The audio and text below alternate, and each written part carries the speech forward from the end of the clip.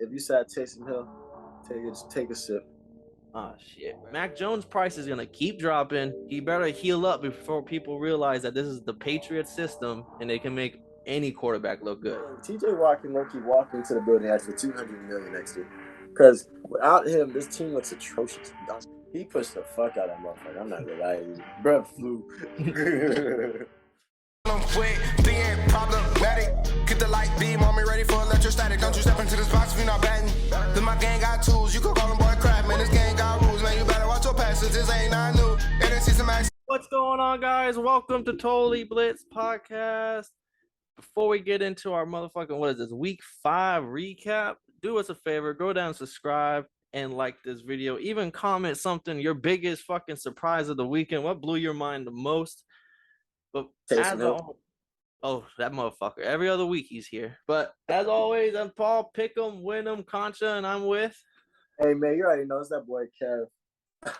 Water boy Savoy, you feel me, man? Don't ask for no water. But why? We got that drink in our cup. But hey man, this is another episode of Totally Blitz Podcast, man. Paul, man, I had a good weekend this weekend. This weekend, kind of just spent the whole Sunday watching football. Usually that's what I always do, but like there's at least 105 distractions. This was the first time I actually spent the entire Sunday watching football. I was like, wow.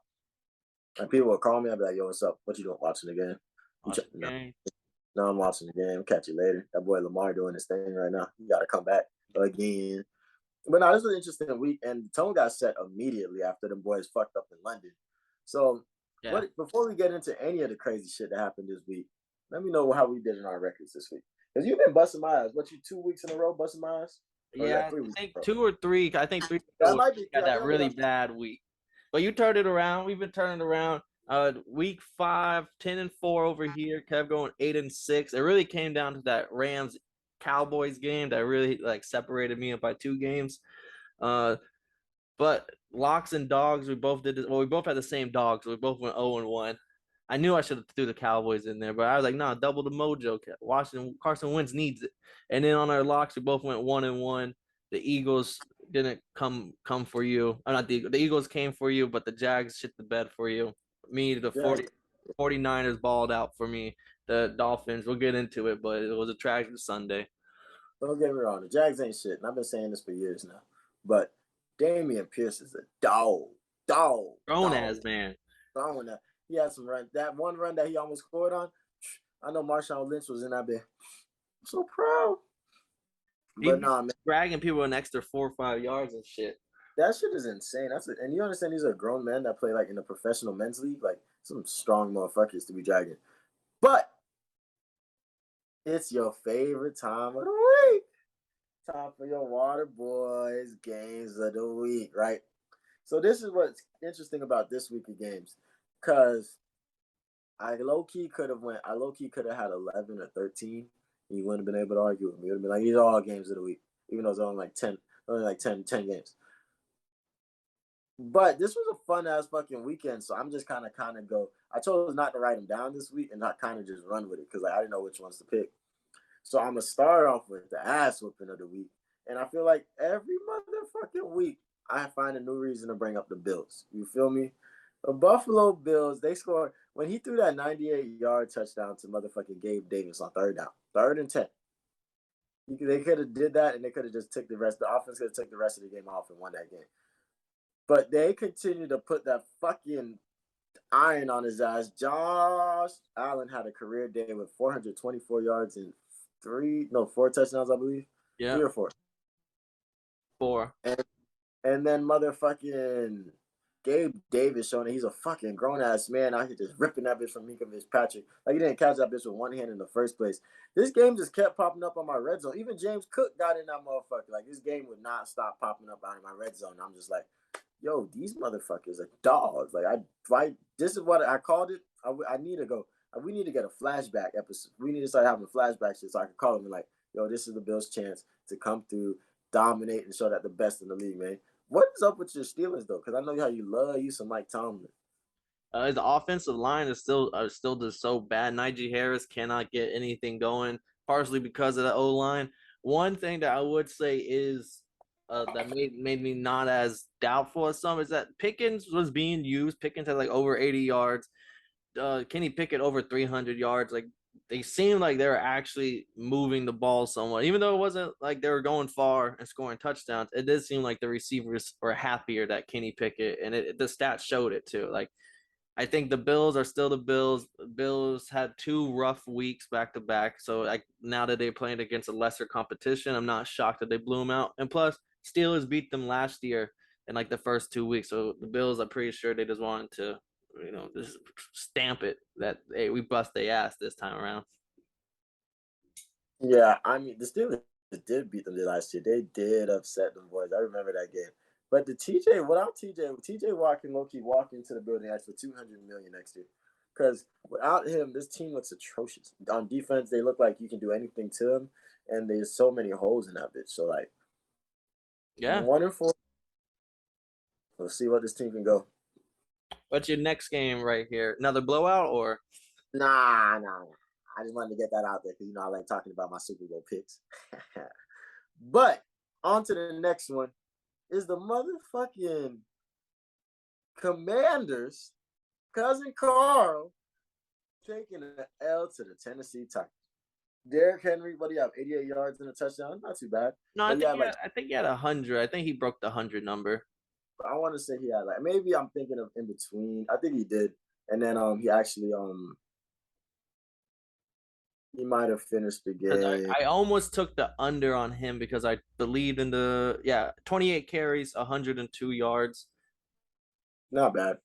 But cousin Carl. So like, I want to give this one to you though, because you called cousin Carl doing his thing. You're showing that he's a decent quarterback, and he looked great. So how did you feel about this game? Because you called it. You said I look at this like I would call this if the first game was ass whooping of the week. We would call this one you was right, we was wrong. Yeah, to be honest, like Wentz looked great for 3 3/4 of a quarter up until that last drive. He tried to give the ball up 3 times in that goal line, like goal to go situation, and the third time finally was intercepted, and that was the game. That was like his only pick of the game too. So people are gonna ride with it, like Wentz sucks, all that stuff. But 350 yards of passing offense. Dewami Brown looked like he was not balling. We got those 2 deep shots, one for like I think he had over 100 yards or something. We had like one for like 60-yard catch or some shit.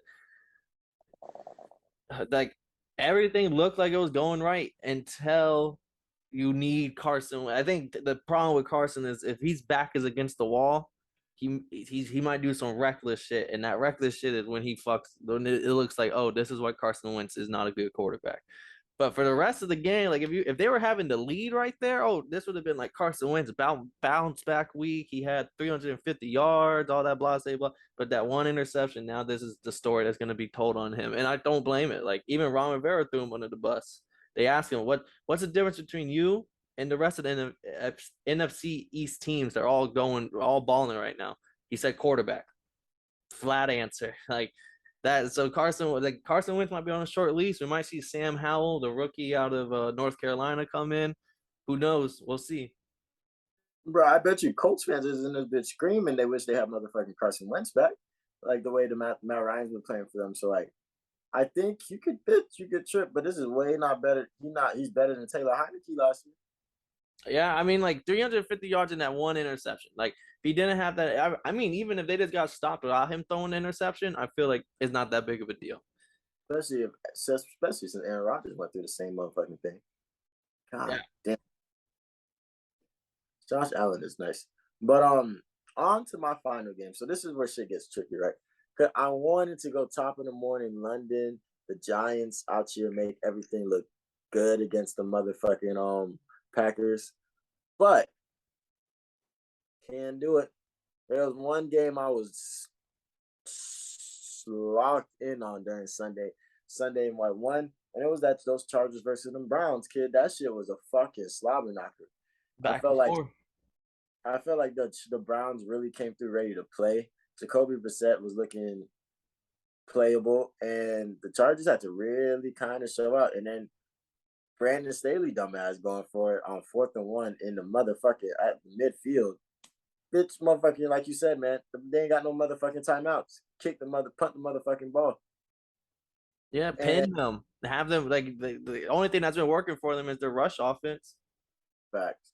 And Austin Eckler's looked like a dog 3 games, 2.5 games in a row. So, what do you feel about this? How do you feel about this game? Like Eckler, dog. Nick Chubb, dog. Was Nick Chubb 17 carries, 134 yards. I would say he got damn near 100 yards within 7 carries, like within 9 carries. Like, bro's a monster. Yeah, and Kareem Hunt, like his numbers don't look as good next to him, but it's still over 4 yards per carry, 11 for 47 and a touchdown. They have a system. The system is fucking great. Let's run the ball. We'll use the quarterback when we need to because they're loading the box. But I felt like certain times in that game, Cleveland kind of went away from the run game. Like Nick Chubb only had 17 carries for 134 yards. Like he at halftime, I believe he had 100 and something yards and like 11 carries. Why does he only have 6 touches in the second half? Like something like that. Like if that's your bread and butter, don't go away from it. And on the other side, Chargers fan, you fucking lucky that y'all won this game. Like I know there's people screaming right now about Stanley's decision, and for rightfully so. What the fuck it's cool to go for it on 4th down and you're converting and shit, but then it starts turning into stupidity when you're going for it when there's no reason. You're already up. Just kick the ball. Less than a minute left. Pin them. Like play smart football sometimes. Trusted, because he also makes his defense look terrible analytically because of that. But Jacoby Brissett, he's coming down, they're making that drive down the field. It's goal line, and they're only down by 2. They're at the goal. They're in the goal line. I want to say it's about 50-something seconds left. It wasn't that much time on the clock.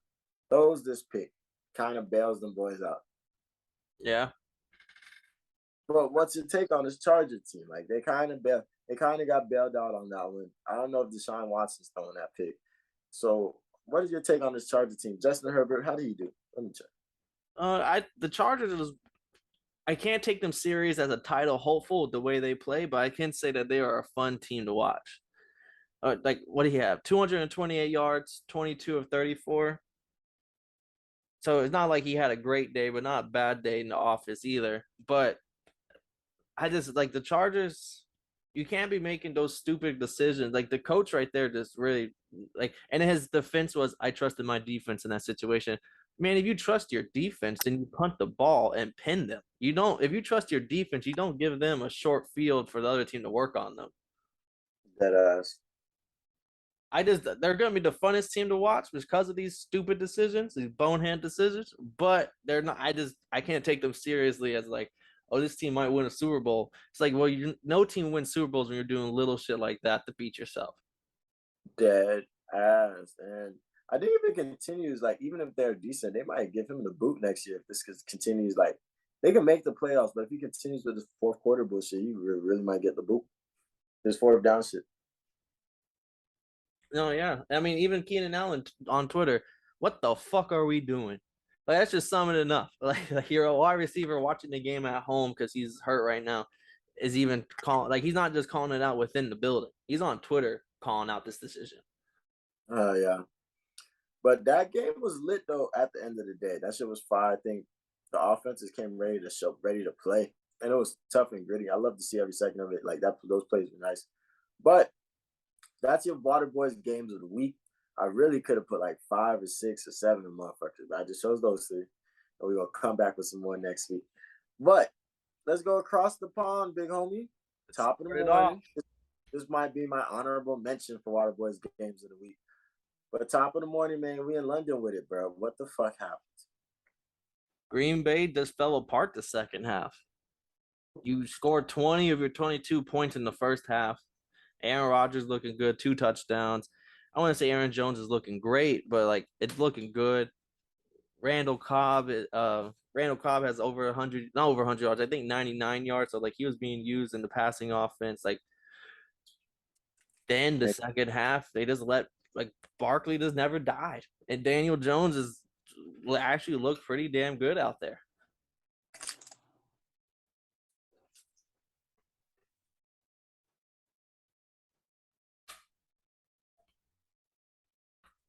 I'm starting to like Brian DeBall. I'm not gonna lie to you. So this is the same team that Joe Judge had last year. I was running the ball damn near with a fullback on 3rd and 17. So I like that he has the same team plus some good. So he has they did really good in the draft this year. So they got some good rookies. But this is a really good team. But it's the same exact team that we thought was really, really terrible last year. So to see Daniel Dimes kind of just willing to win, Saquon showing out. Saquon is really, I think, the biggest difference. If he's balling and the defenses have to cue on him, he kind of takes a lot of stress away from a lot of the rest of the team. So it gives them chances to kind of make something shake. But how do you feel about the Giants' defense? They clamped up second half. Second half, they fucking started making adjustments. The 2 tipped passes at the line of scrimmage for the end the game on Aaron Rodgers. The Saquon, my big thing is just Saquon's back. Like the way he was making those cuts, like he was just running hard, and he was cutting hard. And then he got shoulder injury, left the game. People thought, oh, that Saquon being hurt, that's Saquon. He came right back and then broke off like a mean 30-something yard play right after, like 40-yard play to put him into the red zone. It's just like, oh, this man is like, he might be number 1 pick next year in the fantasy football leagues if he keeps this up. You love to see it, man, because he's gone through a lot of tough injuries. But it's interesting to see this Giants team because they're in a pretty tough division with the Eagles and the Cowboys, but they might be able to make something shake if they can continue to look legitimate. Yeah, the ball, like coming over from Buffalo Bills, before Josh Allen had the ball, Josh Allen was maybe going to be out of the league. Then when Josh Allen got Brian Daboll as his offensive coordinator, we saw Josh Allen put up MVP runs and numbers and all that shit. So, like, I'm not saying Daniel Dimes is the next MVP would look out. I'm just saying, like, the ball knows what he's doing, especially on the offensive side. I love to see it, man. Next game, let's see. Our next game here was a complete fucking blowout. With oh no, mind, wrong game. We already talked to Bills and Steelers. We had the Vikings beating the Bears 29-22, and this game was like the Bears could have won until that fumble at the end, where the Vikings defense really came in clutch right there to stop all that. I really wanted to put this in the Water Boys games of the week. I didn't want to make it too long, and I knew I wasn't gonna have a chance to put the Giants. I wasn't gonna have a chance to probably put the Commanders and the boys in there again. Yeah, but this game was gonna be called Too Close for Comfort. First off, Daryl Mooney with that one-hand grab was fucking insane. Crazy. He's dog, bro. Like he had a great rookie year for this abysmal second year right now. But it's respectable that they're continuing to fight, that this team knows they're not the best, but like the Bears don't give up. I will give them that. And they really almost took this bitch and came all the way back. They scored points. It may be ugly, but they do score points. And like David Montgomery had a good game. Dalvin Cook, I called it like Bears one of the top 2 worst rush defense in the league. Like Dalvin Cook's have a good game. What do you have, like 90 yards, 2 touchdowns? Like he was eating. Kirk, that second half, he threw an interception that almost costed the game that set up the Bears. But then, like I said, the Vikings defense really came in and was like, well, give me that ball. Fucking turned around with it. And I was like, oh, shit. I didn't expect that to be the play of the game. Mm-hmm. They don't play, man, but Jay Jettas. Broke the record. For what? I not the league record, but I believe he broke Viking record. I pulled it up real quick because I bookmarked it. Yep, broke the team record for most receptions in the first 3 years of the career. He passed Randy Moss with 226 receptions. Nice. And he had like 10 of those catches by first half. Like he was balling. Not so much second half, but first half he had like 10 and like 100 yards already. He's a dog, and he's just so versatile. He can just get in between defenders is insane. Then what else? Oh, then I just want to say I'm not on the field strain. I still think he's not a good NFL quarterback, but I would say it seems like the Bears are opening the playbook a lot more for him. Like he had less than he was throwing 11 to 15 passes a game the first 3 weeks, and in the back-to-back weeks he has like 22 or 23 attempts. Still not a lot, but a lot more than 12 pass attempts. Like they're actually letting him throw the ball. Darnell Mooney's actually catching. Like Darnell Mooney's happy because they're doing that. Like Darnell Mooney had 1,000 yards last year with Justin Fields. No reason why he can't do it again. Fact. But the Viking team needs to when they win games, they need to kind of solidify. Because I feel like last game was close too, or not, or the game before that. Yeah, when they almost lost to, and then they scored that to the Lions, and they scored that touchdown in the last second. Oh yeah, KJ Osborne. So we'll see. But both these teams have forward. But this is getting to the part of the season where it's like kind of starting to see the real identities, the true colors of teams. That segues us perfectly into the next game, because next game was the Patriots blowing the doors off the Lions, 29-0. I was all over this one. Belichick owns bad teams with bad coaching, the worst defense in the league, whether it's yards giving, points given up, bottom 3 in pass yards, bottom 3 in rush yards allowed. The Patriots, Damian Harris went out early. Ramon Stevenson looked like a fucking bell cow running back the way he was just running through the Lions. And Bailey Zapp, that's my other thing. Hey, more Bailey Zapp keeps balling out, Mac Jones' price is going to keep dropping. He better heal up before people realize that this is the Patriot system and they can make any quarterback look good. That's real as fuck. I think with this game, I literally wanted to tune into it, but I tuned in. It was already a blowout within the second quarter, and I was like, you know what? I'm out of here. But I think this just speaks to Bill Belichick as what a lot of people consider the greatest coach ever. Not me personally, but a lot of people do think that. Because what he can do against it's just like when you're in boxing and you can't fight, and there's a dude that you know is not out your level, but the dude you wanted to fight is having some paperwork issues. What are you gonna do? You're gonna get him the fuck up out of there. That's what Bill does every time to bad teams. I don't think Bailey Zapp looked terrible. I think there was a lot of Nick Folk kicks. I think that pass to Jacoby Myers is pretty good. But and the Jacoby Myers had over 100 yards too. I'm not too sure on the numbers, but he had a good day. But I have to just agree with you on this one. I don't want to speak too much on it, but I did have to just agree with you that the more Mac Jones' stocks is dropping and dropping and dropping, that gritty's only going to get worse and worse. It definitely will get worse. Next game, a really good game, and I'm going to give credit where it's due, but the Saints beat the Seahawks here 39-32. There's a fucking high-scoring game right here. Hey, America, we're going to play a drinking game. If you sat Taysom Hill, take a sip. Oh, shit, bro. Like, fucking, I wish I still had some in this bottle, bro. I chugged the whole thing. What the fuck? Brad, 4 touchdowns? 4 touchdowns, bro, and like insane. Threw a touchdown. No, I think he scored 3 on the ground and threw 1 for the 4th. Oh, wait, time out. So we both agree that the Saints have a pretty good defense. Yep. Geno Smith still torched these motherfuckers for 300.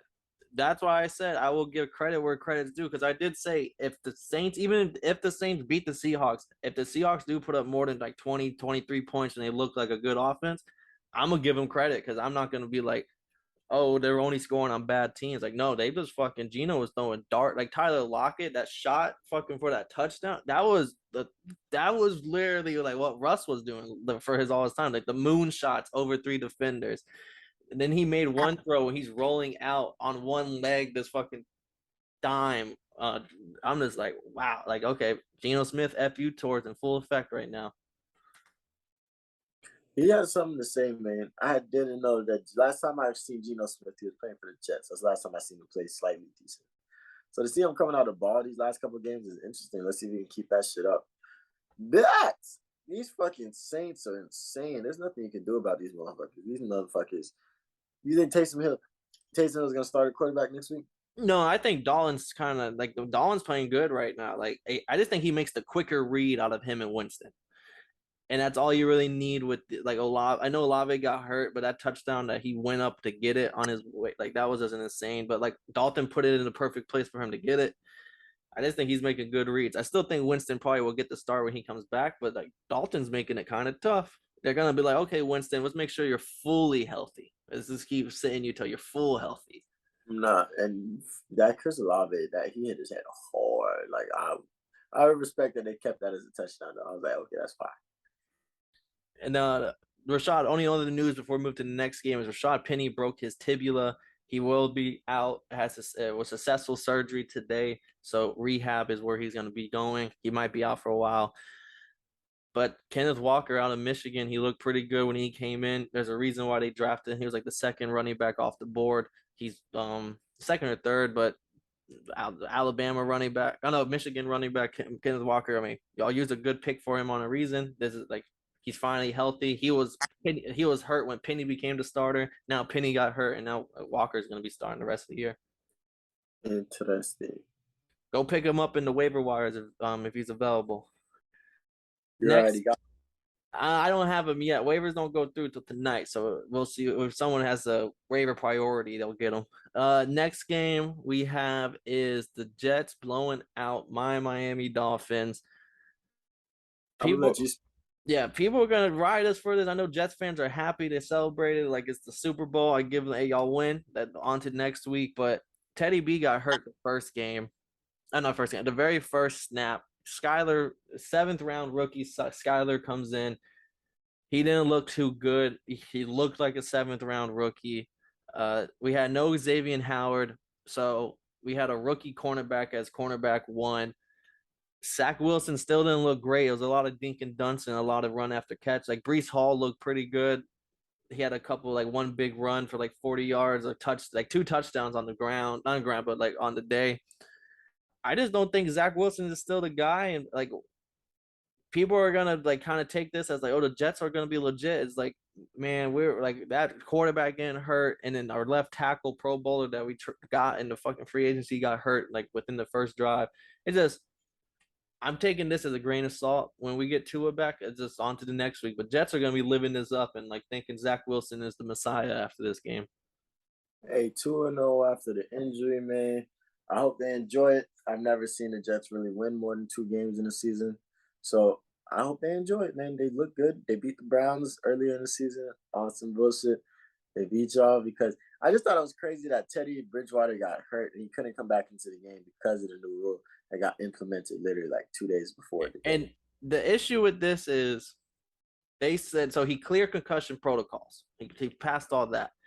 But they said that someone saw him stumble after he got hit and he got back up. One of the NFL spotters said he saw him stumble. I have personally watched this video 100 times because Miami media has been pissed off about this. That man didn't stumble once. I don't know where they saw the stumble. Like I'll send you the clip, right? He never stumbled once. I think it's just like Miami didn't like, all this attention Miami was getting with Tua. Like they're just trying to like not let that story happen again because it made them look bad and they don't want that to happen. So like, but I will say this is fucking playoff time and Aaron Rodgers, Tom Brady goes out with this shit. There's going to be a huge uproar. Like if he passes concussion protocol, but someone says this or that, like there's going to be some issues and I don't know what's going to be the perfect fix for this. Cause I don't know. It's player safety is number 1, but like when playoffs come around and Tom Brady can't come back in, I don't think the NFL even let that happen because Tom Brady's their golden boy, and we'll get into that soon. But I don't know. We'll see how this goes. And fuck, soon we can get it right now. Yeah, that's the very next game on the list here. The Falcons versus the Bucks, and Bucks look good and up until that fourth quarter. They're 21-0, and then the Falcons start marching. And let me hear your take, Kev. You think they look good for them? I don't think they look good. But they're up 21-0. I don't think their defense looks good. They were definitely up. I definitely didn't feel like they look good. And I just like that we just kind of using the fourth quarter with the ones that slow back. So I like how we kind of stepped up. I didn't look into the stats too much for this game. But Marcus Mariota, I feel like a lot of Falcons fans are losing their patience with Marcus Mariota. But like at the end of the day, this is what we got right now. We got to keep it moving. But I just think it's crazy how, like, we really were making this comeback. We're trying to make something shake happen. We don't have no Cordell Patterson. We're still over here trying to make something shake. And we get the stops to at least do something and, like, force it to your defense. And they called a bullshit-ass roughing the passer call. That was gazy as fuck. And that ended the game. And I was like, wow, this is how we coming, y'all boys? Oh, all right. Yeah, I mean, that roughing the pass, everyone's pissed off about it. Like, not even just like if Bucks fans are happy about it, but like even people outside of Falcons media is like commenting on how bullshit of a call that was. what is it, Jaredy Garrett or something like Grady Jarrett. Grady Brett. He's like week 1 or 2, he had a big play also, and I was just like, oh, this guy's a dog. And now I'm seeing more and more of him. I'm like, oh, like apparently they all got a real pass rusher, like a real deal pass rusher right here. He got hurt last year. That's why you didn't really hear him too much on the podcast. Okay. Bucks offense still doesn't look good. I mean, y'all can say Brady threw for 350 yards, but it was all field goals and like one touch. Like it just didn't look like y'all. They kept stalling. Like yeah, he filled up the stat sheet in yards, but those drives never really produced touchdowns. And this is, I'm not saying Falcons have a terrible defense, but let's just be real. Like they're not a top tier defense, and this Bucks team was like, oh, this is gonna be like, they're gonna do it all again. All that. No, this Bucks team's offense, there's no more excuses. They're not the same Bucks offense that we saw for the past 2 years with Brady. Right. I mean, you can blame it on the injuries, but even with all the peoples in there, they really couldn't do anything too crazy. I always felt like the game was never out of reach, especially the way the NFL works now. And if we had got that last drive, it would have been fun to see what would have happened. Yeah. But we're playing great. I think we're not getting wins, but we're playing a lot better than a lot expected us. So it's pretty fun. Yeah, you could be like this other NFC South team. Panthers at home getting beat 15-37 by Jimmy G and company. I locked this up. We both were on this being a fucking blowout. Like, not much to be said other than, like, 49ers defense is fucking best in the game right now. Pick 6 early for the 49ers to set the tone, and they never really looked back. Nah, bro, it's beautiful because I have the 49ers in every league. Shit is great. But the 49ers defense was awesome, and I think they were amazing. But what shocked me was that fucking offense. Jimmy G scoring touchdowns, motherfucking. I want to say they rushed 2 of them bitches in there. I can't think of who Jimmy G threw it to. Oh, Debo. Jimmy G had like 2 decent ones, 2 decent. I'm kind of drunk, but 2 decent throws. So like, 49ers offense looked very. I mean, and this is against a decent Panthers defense. Last thing also, I'm going to note the injuries leaving this game. Baker got hurt. He was in a boot. So PJ Walker is suspected to be starting for the Panthers next week. They don't have anyone else. 49ers, I think, got hurt more, though. They lost their starting safety, Jimmy Ward, and the cornerback, Emmanuel Mosley. Both are going to be out probably for the season. Ward with a broken hand, Mosley torn ACL. And Mosley was hurt last year. Didn't Mosley get the pick 6? Yeah, like he was cornerback number 1. Then he got hurt last year early, out for the season. And then that's why like the 49ers had a really bad pass defense last year. A lot of their DBs are hurt, and it's looking like that trend is happening again this year. So hopefully they can get some health on their way and get some good corners going, but their DBs are again starting to dwindle again. And CMC was pissed leaving the game, and rumors circulating that I'm hearing is the Bills are looking to trade for him, and they're willing to trade Devin Singletary and maybe a 2nd round pick. They're trying to work a deal for CMC because CMC doesn't seem to be happy right now, and the Bills need a running back. And another person that might be on the move, be able to look out, Robbie Anderson. They're saying maybe the Packers. The Packers may go get Robbie Anderson for that deep threat that they've been looking for. That would actually be dumb fire. Oh my gosh. But Matt Rhule, gone. Fired. Out of there. He got the I always want to hear the stories on how coaches get fired because I always feel like they're hilarious, probably. But they owe him like $40 million or something like that. He's still getting it too. Like a 7-year contract. So if I'm him, I'm just taking a break, put my feet up, not deal with the stress of football. And then once my kids get annoying, go take one of them nice ass college jobs.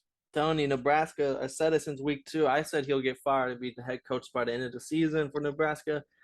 Maybe he's not by the end of the season. Maybe I shot the gun a little early, but he's already fired. Nebraska still needs a head coach. Nebraska paid their last head coach like a whole bunch of money. So like, I wouldn't be shocked if Matt Rhule goes there. And it's interesting because like this Panthers team has a lot of young. They've been bad for so long, so they got a lot of young hitters. And it's like somebody's gonna get this team and mold them together. And like technically, Baker's still a former number 1 pick. Like they have a lot of people that were young hitters, so like they might be able to figure something out. I'm big on that. They should have traded for Jimmy G. That's what they should have did. No cap. Jimmy G would have got Jimmy G would have got the more wins. I give him that. because the Panthers got a great defense and a great run game, and great weapons with DJ Moore and Robbie Anderson, both 1K receivers.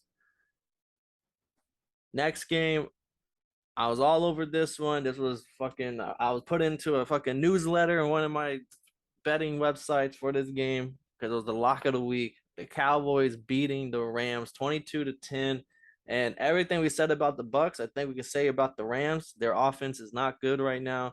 If they play a good defense, I would always take the good defense against this Rams offense. Cowboys defensive fumble, like Stafford fumble, ended up touchdown. And then the Cowboys block a punt. Stafford getting sacks. Micah Parsons all over the place. And this is still the same Rams. He only throws at the Cup and Higbee. No cap. They're missing Robert Wood. They're missing Odell Beckham. But Tony Dungy made the best point. This team's at their best when they have an established running game so they can trick the offense.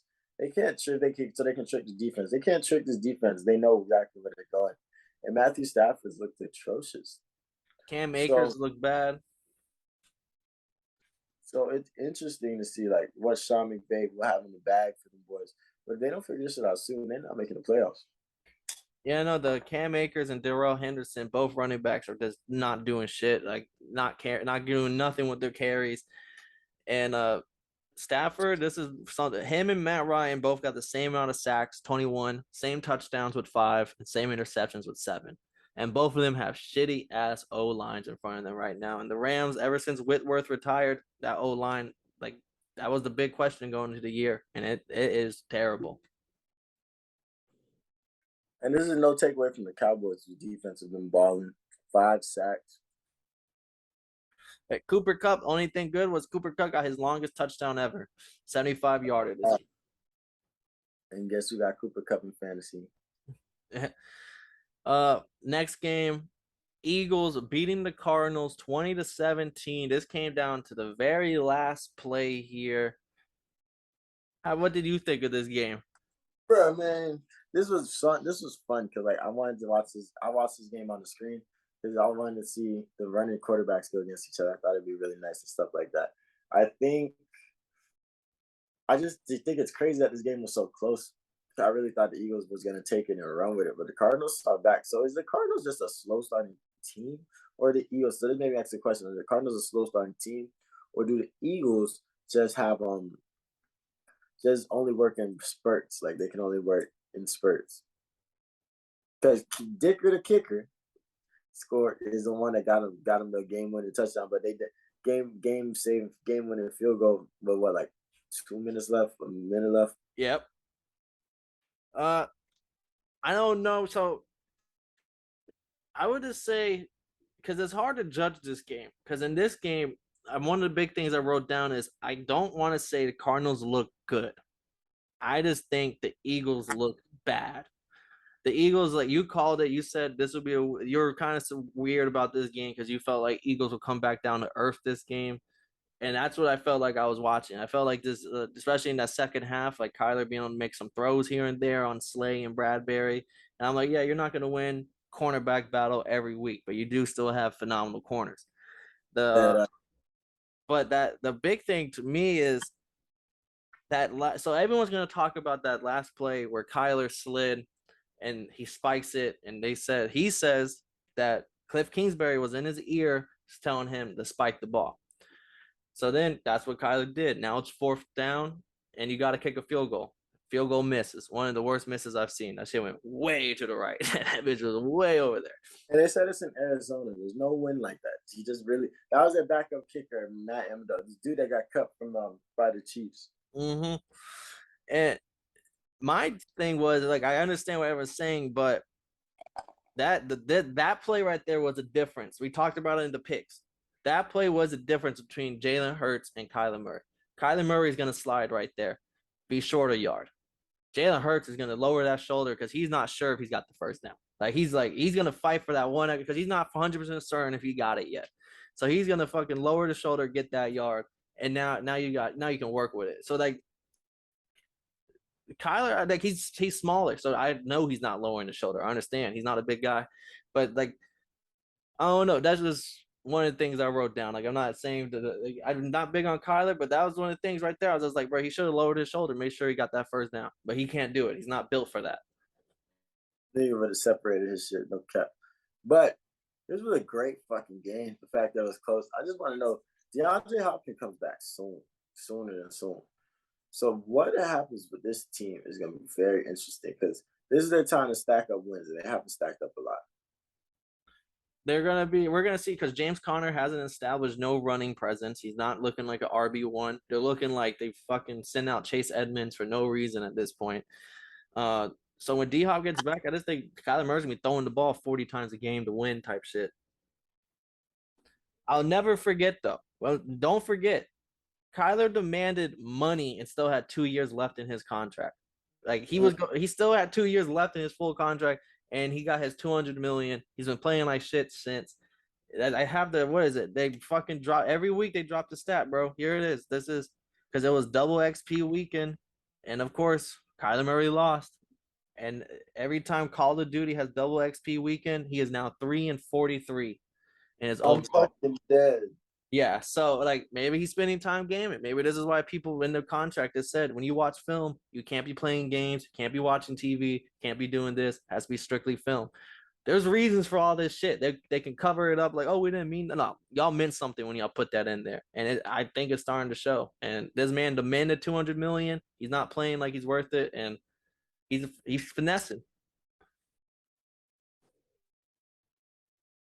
Nah, dead eyes, man. We still got 2 more games here. Let's wrap them up. We got our Sunday night football. We had the Ravens beating the Bengals, and what was a great game. Came down to the very last quarter. Ravens win 19-17. Divisional.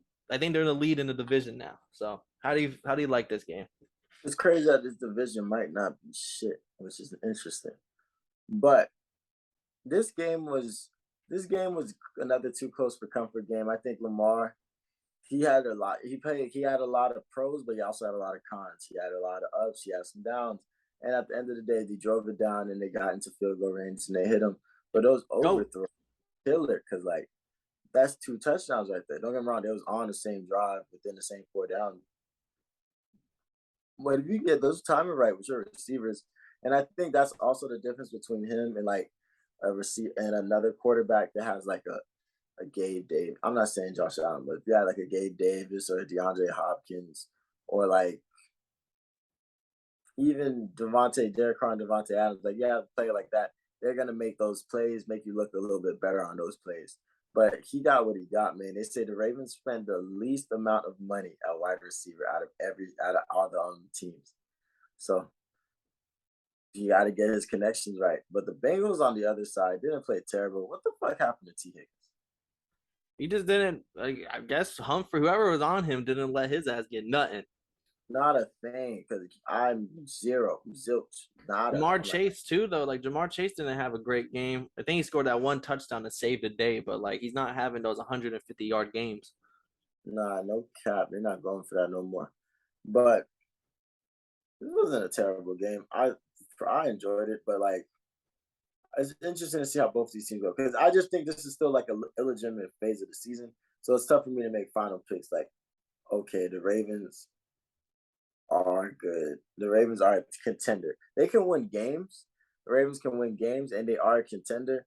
But in the playoffs, they're not those little mistakes. These close games, you stop scoring, and Justin Tucker scores all the points after halftime.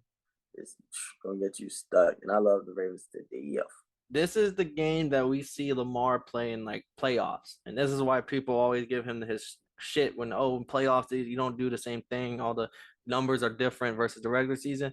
And the reason why is because the Bengals played the perfect defense. They kept the spy on him, whether it was the linebacker, whether it was the safety, whether it was the defensive end who's very athletic, and they never pushed. And that's the issue with teams. They'll run, Lamar's in front of me. I'm gonna run him down and get the sack. Well, motherfucker, now Lamar's around you and he's out and there's no one behind you. They were like kind of slowing down, like waiting for him to make the first move, and he might get a yard or two, but we're gonna get you right after that. We're not gonna miss the first hit and let you take 50 more yards. And that's what they were doing. Lamar didn't have no big run. Lamar, every time he was about to get a run, he'll get grabbed from behind, get 4 yards. And like he wasn't able to like really take that take that fucking the break the back of the defense and kind of be like, yeah, y'all got to worry about this. Yeah, oh, y'all stop all my passes. Well, here's a 50-yard run down your fucking throat. Like, he wasn't able to do that, and it like only 19 points, a lot from Justin Tucker, and that's just how teams play the Ravens come playoff time. So he just has to just tighten up. I'm telling you, it's right there. The mechanics are there. The arm power is there. You just got to get the timing down and understand you got the receivers that you got, man. It's like you got to Aaron Rodgers, that motherfucker, if you need to. Slow it down for their ass. In our last game here to wrap up the recap, Monday Night Football, Raiders came out hot, bruh. They were up, 17-0. 17-0. Second time Mahomes has came back from 17-point deficit and he won the game. What did you see here Monday night? Bro, how many fucking 17-point deficits is motherfuckers gonna come back to this season? Like, I swear there's been a comeback every week except last week. Like, it's fucking insane. But I saw Travis Kelce is fucking unstoppable when it's time to score. That's what we seen. We seen motherfucking the Raiders are just the definition of a brink team. Because, like, I wouldn't say I didn't pay attention to this game, but I was definitely asleep. So, motherfucking, when I woke up and I'm seeing that, like, I fell asleep, it was like 17-0. I fucking lost another pick. Pat Mahomes finna lose me my fucking fantasy, some bullshit. And I wake up and I see the Raiders trying to put on a final drive and shit. I'm like, whoa. And to watch Hunter Renfrow and Devante Adams bump into each other, and that killed it. So I think this Raiders, it's always interesting to see what this Raiders team is. And fucking Travis Kelce, 4 touchdowns. I think he's the second tight end, and there's only ever been 2 to ever do that. Mike Ditka, I believe, did it way back in the day. Josh Jacobs, though, I mean, he is RB1 on the Raiders. I was big on maybe he won't be anymore because he played week 0. You know, the week before preseason when it's like the Legends game or whatever, they had Josh Jacobs playing running back in that game when everyone else was like nobodies. So it was like, oh, maybe they don't want Josh Jacobs around. Well, Josh Jacobs, 21 carries, 154 yards, back-to-back games where he completely took the rock and dominated with it. He's RB1. Like that whole shit about, oh, maybe they don't want him. No, he's solidified, I think. And the Chiefs are top 3 in rush defense going into this game, like only allowing 70 yards per game. So for him to double that on their ass was like, okay, he's back. Like, this is gonna be his year where we're talking about Josh Jacobs. Other thing is that roughing the passer on Chris Jones, it's just as bad as the Falcons one. Like, he got, not only did he sack him, he stripped the ball out of his hand and put one arm down so he could brace the fall so he doesn't land on Derek Carr. And then gets up and starts running with it, and everything gets called back for roughing the passer. I'm even more pissed. One of my prop bets, plus 215 odds, which is massive for prop bets, was Chris Jones to get a sack this game. Not just for them to get a sack as a whole, for him particularly to get a sack this game. And it was right there, and then the refs took the money out of my mouth, right? Just took the food right off my plate. Said, fuck everything I stand for. And that shit really just pissed me off. I'm still having nightmares about that one. One thing I don't really understand is the Raiders going for 2 in that second and last drive. They could have tied it, maybe go to overtime. Y'all both playing a very even game. No, let's do what the analytics say. Let's go for 2. There's all that stuff, and now you lost 29-30. That was stupid. Because they could have stopped. They could have got this, like, everyone, butterfly effect. Maybe they don't stop the Chiefs the very next drive to get the ball back. But if all that still pans out, now you got the ball 30-30. You can run the ball if you want to still. Like, the whole playbook's open to get the field goal range. I really think they could have scored that. You know, off for Devante Adams, the first pass. What do they call it? Out of bounds? Yeah, it was out of bounds, but it was one of those, like, if this was 1960s before they had technology to freeze frame everything, that would have been a catch. No, like 10 times out of 10. And then Hunter Renfrow, and then I would say Devante got jammed, so he ran into Hunter Renfrow on his route. Yeah, it just happens. It was the worst time ever, but it happens. So the last thing we're gonna hit on, because it's all over the media, Adams pushing the sound booth guy, cameraman guy, whoever he was, on his way out. I'm like, I don't care too much about the push, but I'm just more like, hey, if he would have got up and whacked Devante Adams because he didn't like he was a real gangster, like, oh, you pushed me, motherfucker, like get up and whack his ass, like that would have been his fault type shit. I don't know. I just didn't like how like people are mad at the booth guy. I'm like, the booth guy's doing his job. Like he's just fucking trying to get in. If someone probably told his ass, hey bro, what the fuck you doing over here? Supposed to be standing over there. His ass was like, oh fuck, really? Okay. And started running over there, and then got fucking. I'm not gonna say he tackled his ass, but he just a little shove. But he's carrying all that shit, you know. Shit weighs, you gonna fall. What did you think about the push? I haven't even seen it. I'm not gonna lie. I've only heard people talking about it. Oh really? Oh yeah. Actually, let's watch it live. Let's watch my reaction to this shit live. Because I look at it like this. I actually worked that job on the sidelines. Yeah, I know for the U.S. That's why I was like, I know Kev has been down there, like on the field. So like, I want to hear his take on it because I'm not saying he pushed him into oblivion like some people want to make it out to be, but he did definitely push him, and the guy fell. And now the guy filed a police report. Oh damn! Yeah, homeboy filed a police report on Devante Adams, and the only reason why, if you know the law, the reason why he filed the police report is because he has a lawsuit coming. Like, you have to file that report if you want to pursue any lawsuit money shit. Devante Adams did apologize immediately right after, but thoughts on the push alone? I mean, he didn't have to do that, but it happened. NFL's talking about they might suspend him for a week or two. So we'll just be waiting to see. That's only going to hurt the Raiders even more. So we'll see. I mean, he was upset. He literally was furious after that last route. So I understand. I'm not going to say that like he's a monster. He's kind of just laying out his frustrations, and then there's somebody he didn't know in his face. But nah, homie, you ain't had it. It's kind of one of those things. Like, homie, I worked that job, so I understand like how close these people are supposed to be to you. Because I'm on the field, you're on the field with it right after the game. Like, you're running down. Everybody's running to get the best possible shot of the people shaking hands and shit. So I know how hectic that is at the end of the game, especially like that. And he probably was trying to get to his spot where he was supposed to be at. So, you had to do it, homie, but it happened. So I'm not saying that shit was all the way fucked up. He apologized. I was just going to have a one-on-one conversation. But if bro wants to get paid off of that shit, let bro get paid. Yeah, that's my take. I'm like, I'm not even mad at homeboy suing. I'm like, hey, bro, like, if my lawyer's like, the lawyer probably called his ass. Hey, bro, I can get you $1 million right now. No cap. Remember, he didn't want to play with Aaron Rodgers. Why? Because he got money now. yeah. So this we gotta do. But yeah, we only have to talk about it because it's all over the media. It's probably the biggest thing, especially because it happened at the very last game of the week, prime time. And the end of the game. So, like, all eyes are on the players at this point. It literally is the closing of week 5, the last possible thing to happen. So now we'll talk about it until week 6 starts. He pushed the fuck out of that motherfucker. I'm not gonna lie to you. Bruh flew. But, Cab, break it down. Send us out. That's been a good week, I think. Hey, man, I guess here goes a breakdown from me and my badass cat that kept wanting to get in the motherfucking podcast. Knowing you ain't watching no football and me sleeping the whole motherfucking time. But if you didn't know, I don't mind. I think she doesn't mind telling you that this has been another episode of Totally Blitz Podcast, week 5 free recap, man. Paul went in something in 4. I went in 8, 9, and 5, right? 10 and 4, Kev, 8 and 6. 8 and 6, man. So I gotta do better next week. So that means you need to catch us on the preview. You need to drop a like. You need to subscribe, and you need to talk to your homie in the back because he's up.